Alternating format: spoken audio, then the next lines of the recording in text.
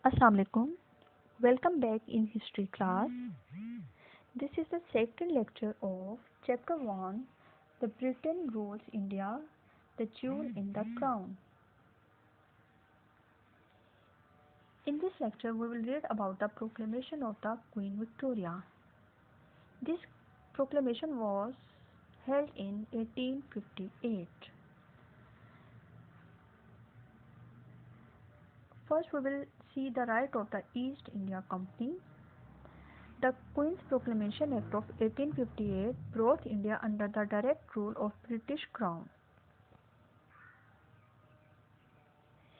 The rights of the East India Company were taken over by the government in Britain.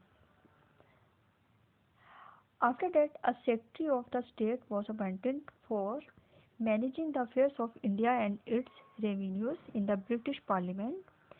He was to be advised by a 15-member Council of India. After that, Lord Canning, the Governor General, assumed the title of Viceroy. Queen Victoria's proclamation was announced in 1st November 1858. In his proclamation, he forced or emphasized on speaking English. Under this proclamation, ministry was instructed not to force conversation at schools in Urdu or Hindi or other regional language. They emphasized on English, education and language continued. If we are talking about the Zamindar and Talukdars, as with the settlements of the Zamindar of Bengal, Talukdars were also given land rights and together with the princes formed a loyal backbone of the British land empire. The Zamindar and Talukdar were also given magisterial power to keep law and order in their areas. In this proclamation, the army was very strong. If we are looking at the administration under the British, we can see the division of the land.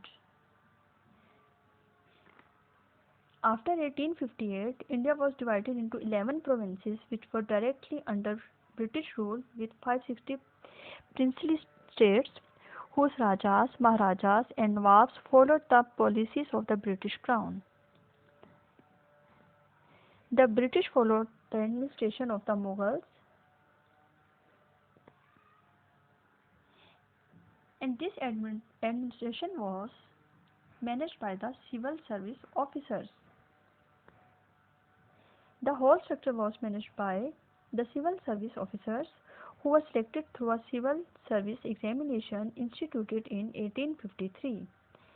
It encouraged a lot of English talent to come to India to administrate it. Army was separate and had its own policies. High Court and Supreme Court came into existence. If we look at the economy, we will see that economically India came to be tied more securely to British industrial needs and markets. With the British private sector investing in public works such as the laying of the railway tracks, the irrigation canals, the expansion of agricultural products under the monopoly of British planters took place. Previously, indigo, opium, salt and cotton had been the main exports from India, but now tea, coffee and jute were added. If we are going at the education system under British rule, a very famous name, the Lord Macaulay came into our sight. Lord Macaulay represents his minutes of education in 1835. For these minutes, there is a video link. Go on to this link and this will clear your vision more. In the field of education, the British rule decided to execute the Lord Macaulay minutes on education. These minutes tells us that he wants English should be medium of the instruction. So nobody is allowed to speak his or her mother tongue. Only the way of the conversation will be English language.